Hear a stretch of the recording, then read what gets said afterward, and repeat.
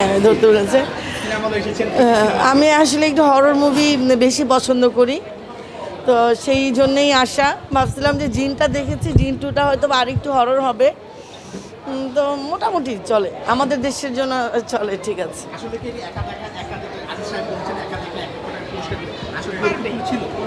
আমি একা দেখতে পারবো না, আমি তো ভয় পাই, এই জন্য যে ব্যাকগ্রাউন্ড সাউন্ড যেগুলো থাকে।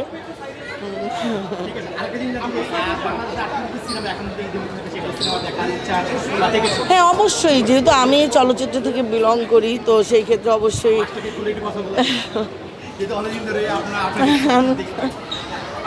Thank you. দেখবো অবশ্যই, শাকিব খানের ছবি দেখবো। আর ওই যে বললাম যে আমি একটু হরর মুভিটা বেশি পছন্দ করি, যার কারণে ওইটাই আগে দেখলাম।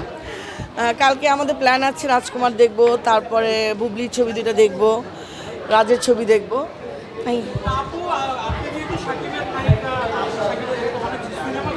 জি অবশ্যই।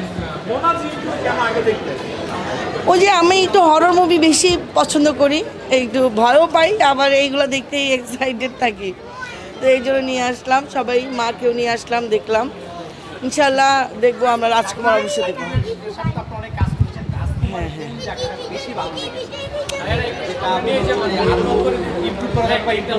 দেখি, যেহেতু সে হলিউডের নায়িকার সাথে কাজ করেছে, সেই জন্য আমার ইচ্ছা আছে দেখব। আর অবশ্যই সাকিবের জন্য বেস্ট উইশেস, ও আরও বড় হোক, আরও বড় বড় সিনেমা করুক।